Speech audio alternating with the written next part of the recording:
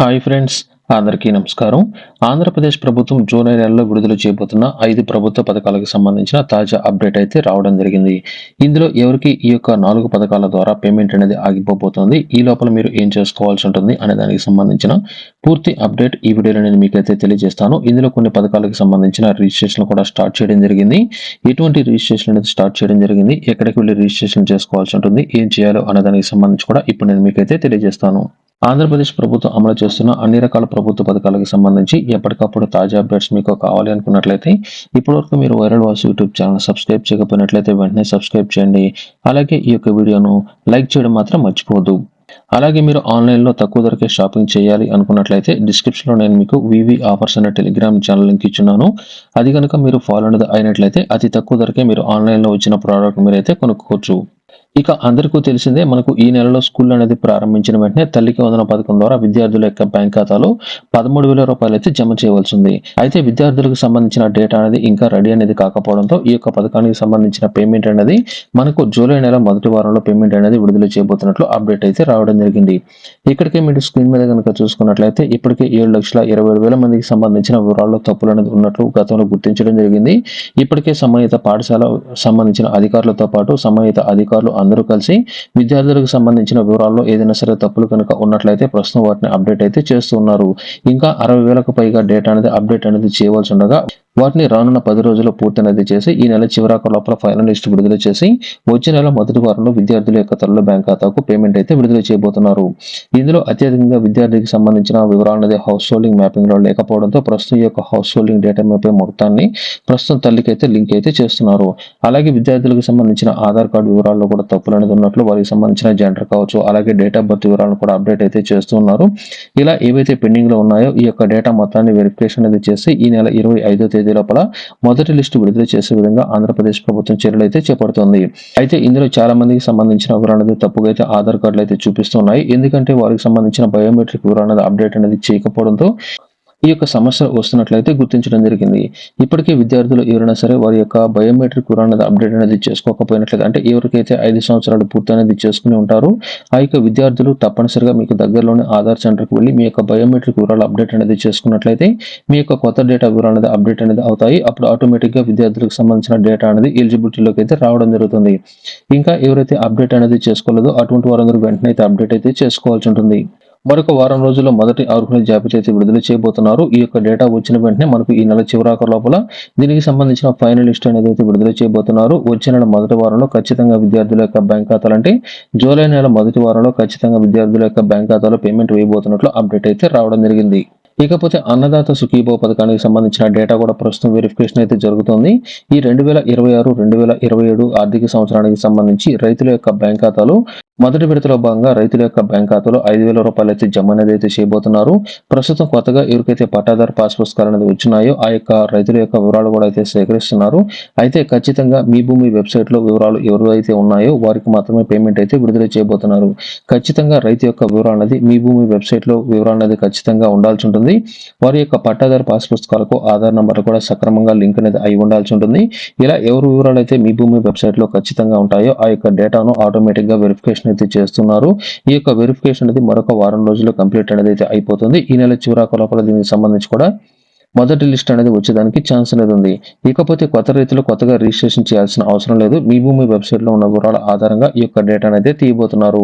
అయితే గతంలో చాలా మందికి సంబంధించి ఎవరికైతే పేమెంట్ అనేది ఆగిపోయిందో వారందరికీ సంబంధించి మరొకసారి అవకాశాన్ని ఈ విడతలో అయితే కల్పించబోతున్నారు. మీకు ఎలిజిబిలిటీ కనుక ఉన్నట్లయితే ఈ యొక్క విడతలో ఖచ్చితంగా మీకు పేమెంట్ అనేది వచ్చేదానికి ఛాన్స్ అనేది ఉంది. ఆంధ్రప్రదేశ్ వ్యాప్తంగా అర్హత కలిగిన ప్రతి రైతుకు ఈ యొక్క విడతలో పేమెంట్ అనేది విడుదల చేస్తామని ఏపీ ప్రభుత్వం మరొకసారి అప్డేట్ అయితే ఇవ్వడం జరిగింది. అన్నదాత సుఖీభవ పథకానికి సంబంధించిన 5,000, అలాగే పీఎం కిసాన్ పథకానికి సంబంధించిన 2,000 రూపాయలు అనేది మనకైతే విడుదల చేయబోతున్నారు. మనకు పీఎం కిసాన్ పథకానికి సంబంధించిన పేమెంట్ అనేది వచ్చే నెల లేదా అవతల నెలలో అయితే విడుదల చేయబోతున్నారు. కాబట్టి ఈ లోపల అన్నదాత సుఖీభవ పథకానికి సంబంధించిన మొదటి లిస్ట్ అయితే విడుదలైతే చేయబోతున్నారు. ఈ లోపల మనకు పీఎం కిసాన్ పథకానికి సంబంధించిన అప్డేట్ కనుక వచ్చినట్లయితే పీఎం కిసాన్ కి సంబంధించిన పేమెంట్ అనేది ఎప్పుడైతే విడుదల చేస్తారో అదే రోజున ఆంధ్రప్రదేశ్ ప్రభుత్వం కూడా అన్నదాత సుఖీభవ పథకానికి సంబంధించిన పేమెంట్ అయితే విడుదల చేయబోతోంది.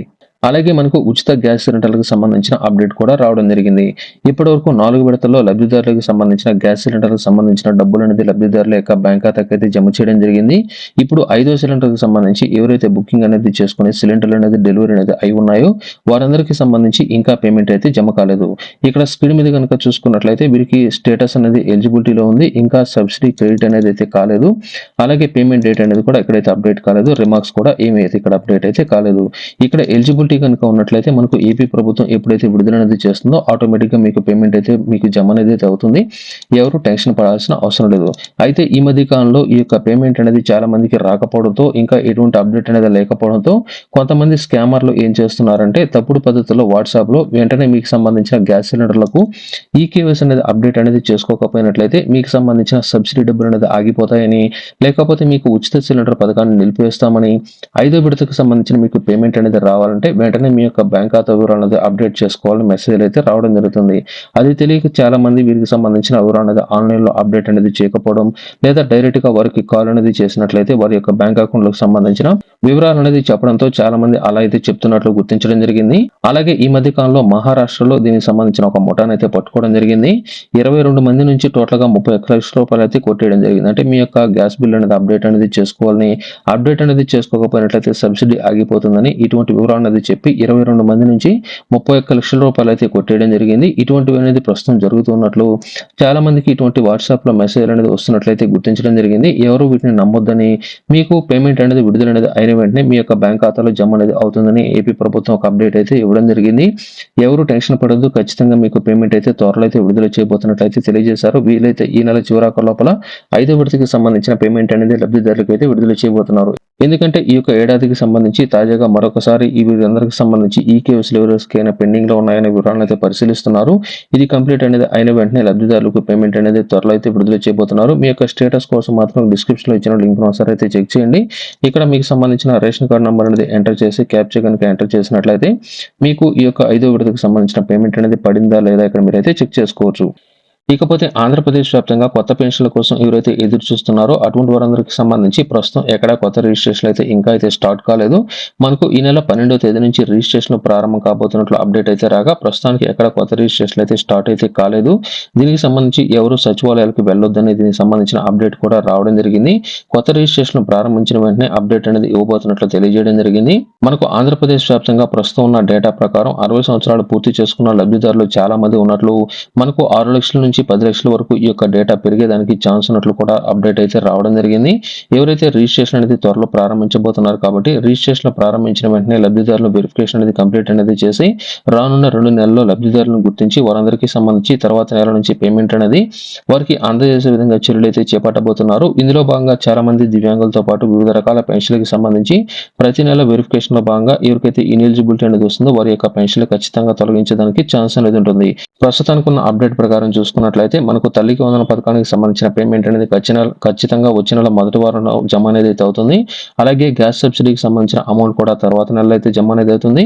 అలాగే మనకు అన్నదాత స్కీమ్ మాత్రం ఆగస్టు నెలకు పోస్ట్ పోన్ అయ్యేదానికి ఛాన్స్ అనేది ఉంది కాబట్టి దీనికన్నా ముందుగానే మనకు పెన్షన్లకు సంబంధించిన రిజిస్ట్రేషన్ కూడా జరిగేదానికి ఛాన్స్ అనేది ఉంది. ఈ యొక్క 4 పథకాలకు సంబంధించి ఖచ్చితంగా ఈ నెల చివరాఖరు లోపల మనకు అప్డేట్ అనేది వస్తుంది. వచ్చే నెలలో మాత్రం ఖచ్చితంగా తల్లికి వందన పథకానికి సంబంధించిన పేమెంట్ అయితే రాబోతుంది.